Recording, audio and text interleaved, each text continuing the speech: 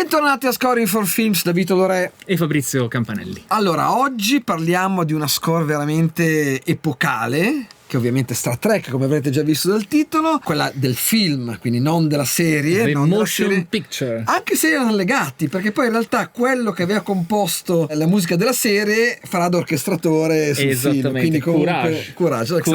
Esattamente. Allora, è un film veramente epico, è un film che ha avuto un sacco di riconoscimenti, soprattutto per la colonna sonora.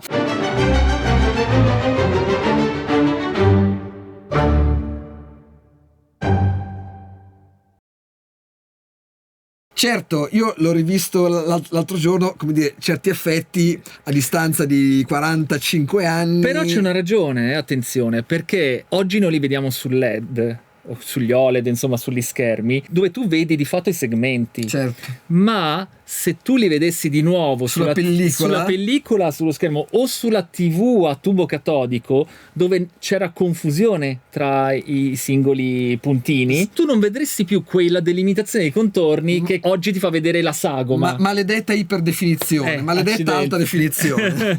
Allora, è il 1979 e Goldsmith fa due score di fantascienza quell'anno, perché fa Star Trek appunto e Alien. Esatto. Quindi due score di fantascienza e mica da ridere, tra l'altro, cioè due capolavori diverse.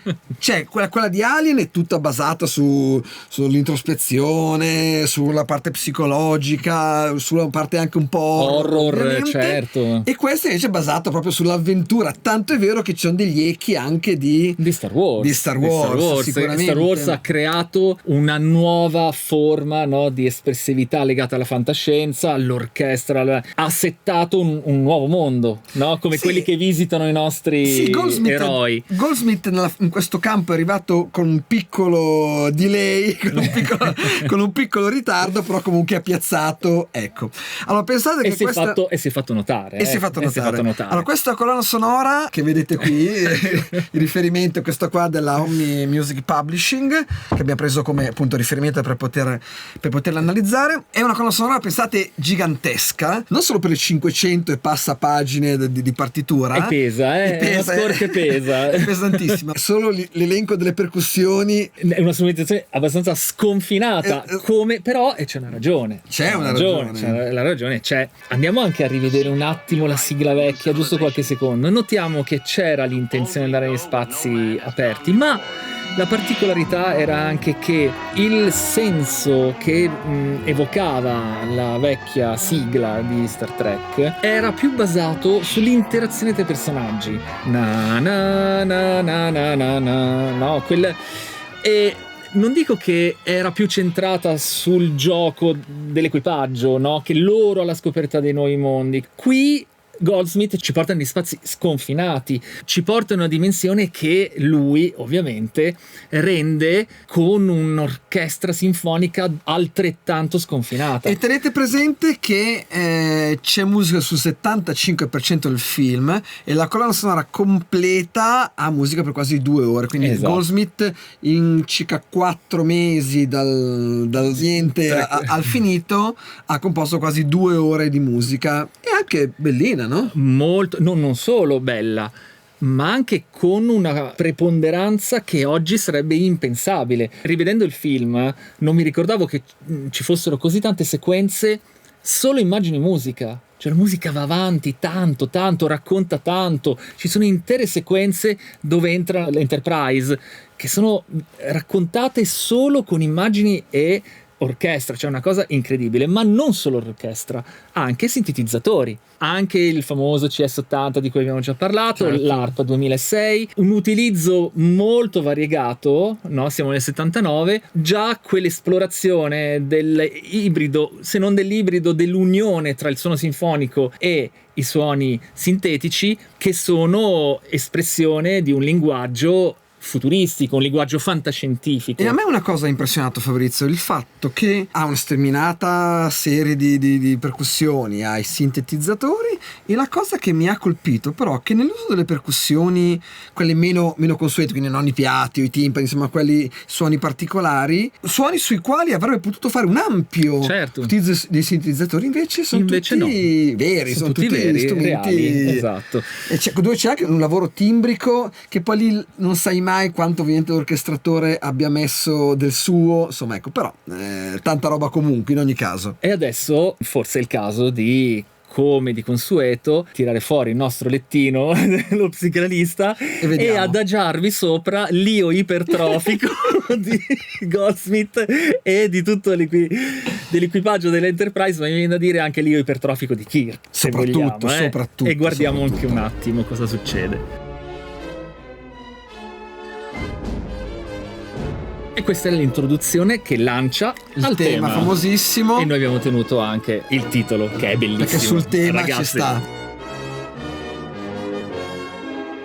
Fermiamoci un attimo, diamo uno sguardo, cerchiamo un po' perché già di ci sono delle cose interessanti che, distratti dalla bellezza del tema, che io ritengo clamoroso, perché io mi ricordo questo tema al cinema quando ero piccolo, e che insomma mi lasciò veramente dentro tanta forza, tanta epicità, l'entusiasmo, l'idea del progresso, l'idea dell'andare avanti, esaltazione. Vediamo così. Con quali mezzi musicali Goldsmith ha ottenuto questa esaltazione. Allora, innanzitutto tutta questa colonna sonora è veramente il trionfo del modo misolidio, ok? Esatto. Il modo misolidio, ricordiamolo, è quello che parte da una scala maggiore e abbassa al settimo grado, quindi sul do maggiore con il si bemolle. Questo modo misolidio è perfetto per la fantascienza, poi in realtà è usato anche nel blues, esatto, infatti questa è la cosa curiosa, diversa, però con funzione diversa, perché nel blues è utilizzato più che altro come scale, mentre qui viene armonizzato. Perché è perfetto per questo tipo di musica? Perché quando si vuole fare una musica che salti tra tonalità molto lontane, non necessariamente per modulare, ma solo appunto con lo scopo di andare a toccare tonalità tra loro lontane, il settimo grado abbassato è perfetto, perché fa due cose. Innanzitutto ti dà istintivamente una settima di dominante che poi regolarmente non risolve mai come dovrebbe, ma poi ti toglie la sensibile, che è proprio la nota che più ti porta sulla tonica, quindi è perfetta per andare a spasso a toccare tutte le tonalità che vuoi. Questo spostamento che ci consente la scala misolidia dalla triade costruita sulla tonica a quella costruita sulla settima diminuita ci consente di spostare, come dicevi tu, questo centro di gravità verso un nuovo punto molto forte. Questo passaggio, ad esempio, nella tonalità del brano di Goldsmith, dal si bemolle alla triade costruita sulla settima minore, ovvero il la bemolle maggiore, è uno schema che si usa spesso nel cinema per dare uno spostamento allo stesso tempo omogeneo, ma tra due accordi molto forti, quindi ci permette di uscire ma di rimanere allo stesso tempo sempre dentro. Già dalla prima battuta, se vedete che viene questo tema armonizzato, quindi utilizzando il modo misolidio, e poi vedete che andiamo proprio lontano, lo si vede visivamente dalla quantità di accidenti che troviamo, e questa cosa però sempre con un senso di incredibile uniformità, cioè non senti che stiamo andando tra tonalità lontane, è sempre molto organico ed omogeneo. E perché? Perché nella costruzione del carattere del tema, in questo caso il carattere è molto forte, molto glorioso, molto epico. Per esprimere la forza di questo carattere tu devi sempre muoverti attraverso un percorso che va a toccare punti forti, elementi forti, quindi tonica dominante, tonica triade costruita sulla settima minore, in questo caso, elementi che istintivamente portano il nostro cervello ad assimilare da quello che stiamo ascoltando un'idea di controllo, un'idea di dominanza, anche di asserzione. Quindi in questo caso andare su quelle triadi forti che comunicano stabilità, veicolano quel senso di possibilità. Kirk ce la fa, è un ammiraglio, è un uomo risoluto, è un uomo che porta a termine le proprie missioni, e la sigla ci comunica attraverso questa alternanza di successioni che vanno a toccare i punti più attrattivi, diciamo, della scala, ci comunica il raggiungimento degli obiettivi. E un altro modo di raggiungere questi obiettivi è il modo lidio che troviamo in questo punto, che è quindi il quarto grado aumentato, che è un altro proprio tipico, anzi se vogliamo ancora di più proprio tipico della musica avventurosa, della musica eroica. E ha anche dentro il sogno il modo lidio, perché può prestarsi anche a, abbiamo visto in successioni molto eteree, no? Molto sognanti, ad avere allo stesso tempo anche quella delicatezza, quella alterità che ci porta a una dimensione sognante, di fantasia, e qui viene toccato per poco, certo. Per poco. Allora andiamo a vedere il tema. L'armonia che c'è sotto il tema è un'armonia che si trova molto spesso in questo genere di film di fantascienza. Cioè vedete la tonica, in questo caso siamo in si bemolle, e poi questo la bemolle sesta con il basso della tonica. Questo è proprio si usa tantissimo, cioè invece che fare tonica, dominante, tonica, si fa questo passaggio. Perché? Perché nel modo misolidio cerchiamo di evitare per quanto è possibile la dominante, salvo quando vogliamo esplodere. Quando vogliamo proprio un colpo, e lo vedremo anche più avanti. Infatti ci dà il misolidio anche questa opportunità. Prendiamo la nostra tonalità del tema, il si bemolle, e possiamo vedere che il si bemolle va avanti, conduce un percorso che tocca il famoso la bemolle, ma il la bemolle è anche la terza minore dell'accordo di fa. Quindi quando noi ci spostiamo sulla dominante, ricordiamo che sempre per esprimere carattere, forza, l'ammiragliato del nostro Kirk e il viaggio di Enterprise, che è il viaggio più incredibile che esista, anche il più potente che ci sia, abbiamo un percorso che ci porta a toccare la dominante, che ci esprime questa forza sul fa, ma col terzo grado abbassato, quello che ci dà appunto il modo misolidio, che nel momento opportuno esplode in questo fa. Eccola qui, con una progressione che io trovo bellissima, incredibile, ovvero quella del moto contrario, delle parti più alte e più basse, certo, che conducono e convergono verso la dominante di fa, mantenendo sempre, come facevi notare tu, il basso al si bemolle, che poi sale al re e poi al sol, quindi tenendo quella gravità che si schiaccia, si comprime, poi si tende, ok? Pronta a risolvere in maniera liberatoria sul fa. Ecco, vedi, c'è un'altra cosa che è tipica di questo genere di colonne sonore di fantascienza. Qui vedi, in questo accordo, l'uso che viene fatto del primo rivolto. Cioè, normalmente nell'armonia classica il primo rivolto è quasi sempre un accordo di passaggio tra due gradi. Raramente un primo rivolto ha poi un salto nel basso. Può succedere, ma è abbastanza raro. Invece in questo tipo di musica troveremo molto spesso un primo rivolto che salta, quindi non come collegamento di qualcosa, ma al contrario come comunque un salto nello spazio. Un salto poi portante, direi il motore a curvatura si accende, la curvatura raggiunge il livello 9, ok? E esplode poi nel fa. Ecco, questa è una delle caratteristiche classiche nell'uso del linguaggio tonica dominante, mosso in maniera elegante, in maniera ricercata, quella che non ti fa accorgere pienamente, no, di ciò che avviene, il grado 1-5. Questi livelli vengono toccati sempre sotto a un percorso esteticamente bello, formalmente ricco, sempre vario. Questa è la forza di Kirk, quindi è la forza di Kirk, ma non solo di Kirk, è la forza dell'Enterprise. Quindi c'è il simbolo del capitano, in questo caso l'ammiraglio Kirk, che è intimamente legato a tutto l'equipaggio.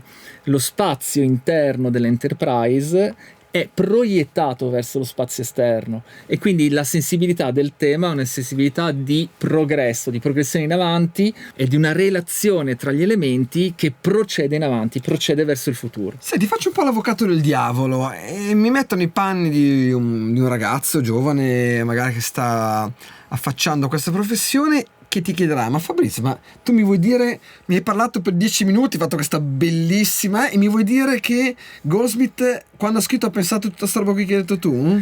No, ma l'ha vissuta.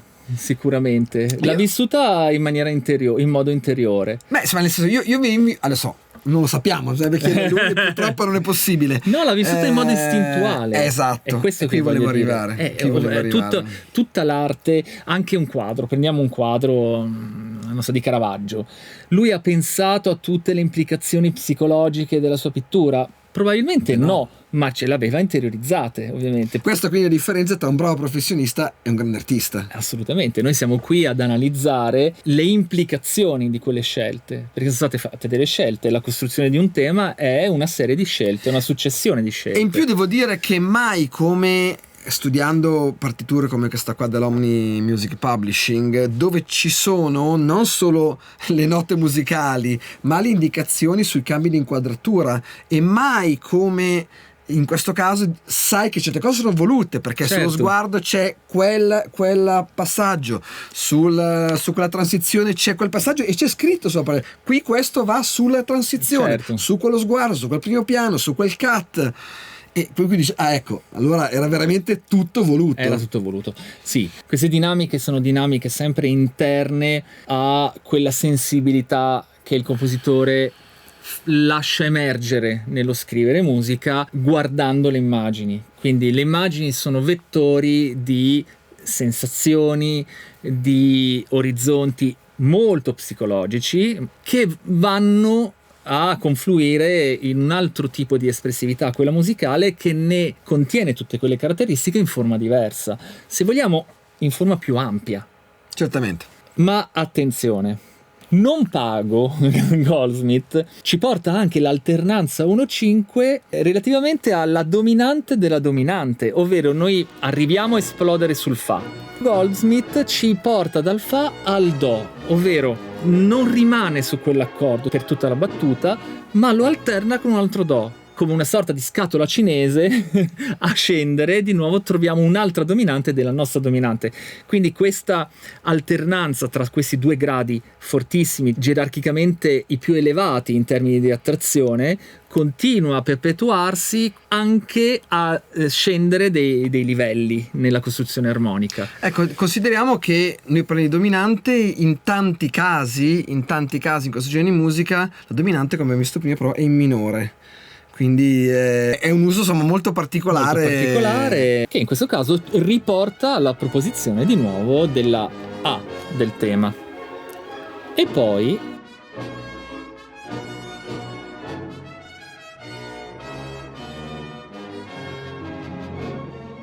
questo è un B, chiaramente. Un B che è una terza sopra, no? La progressione per terza. In questo caso il discorso si è spostato su un altro binario che corre parallelo, però è un salto, è come un salto quantico. Diciamo, l'Enterprise ha acceso il motore a curvatura e ha raggiunto una nuova posizione nell'universo. E qui ti faccio notare, come abbiamo visto prima, Sol in primo rivolto che salta ancora, vedi come abbiamo detto prima, l'uso del primo rivolto. Vediamo anche questo Re al basso del Do che segue l'accordo di Re, che crea questa sorta di tensione, no? Rimane sempre centrato sul Re, nell'orbita del Re discorso, no? Perché sempre nel misolidio, in questo caso il Do settima di Re, rimane integrato attraverso il basso del Re al Re. Quindi la tensione sta per di nuovo confluire verso qualcosa di...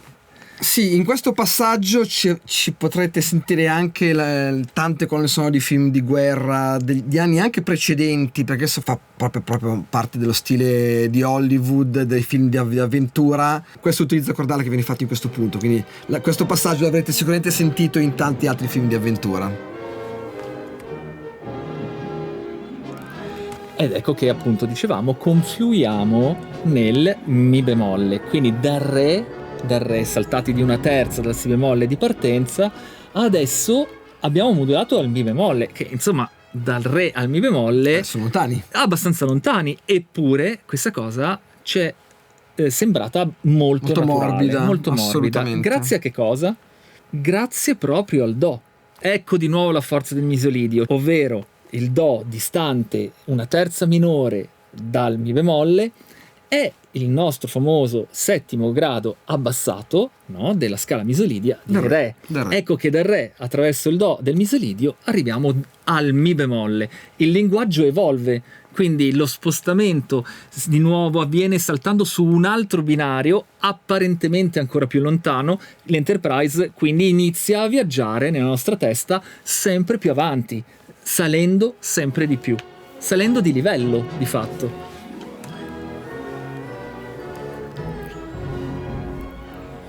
Qui torniamo a casa. E il mi bemolle, perché il mi bemolle?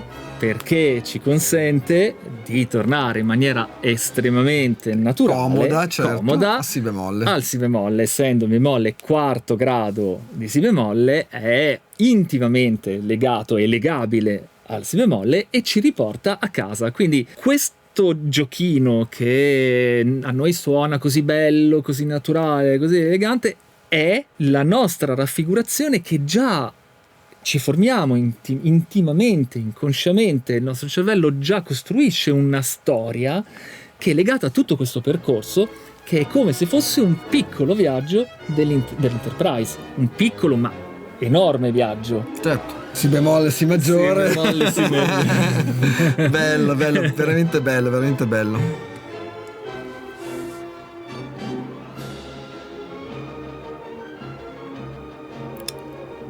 E do.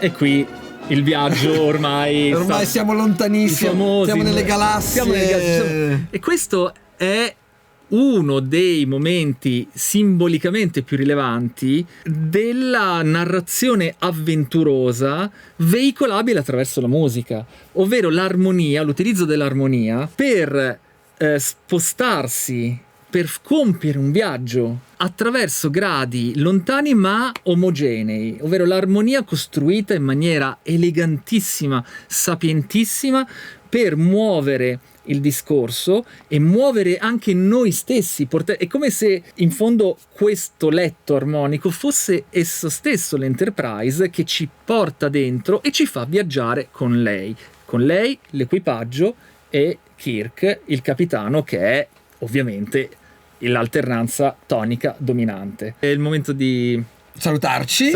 Intanto lasciate un commento, scriveteci se avete visto la serie e o il film, ma soprattutto il film possibilmente. Diteci cosa ne pensate, lasciate un like. Se non avete ancora fatto, io spero che vi iscrivano al canale. Prima o poi. Sarà il caso. Oppure dobbiamo aspettare che la Voyager raggiunga i 60 miliardi di chilometri. Troppo lontano. Ci vediamo alla prossima puntata, non mancate. Ciao.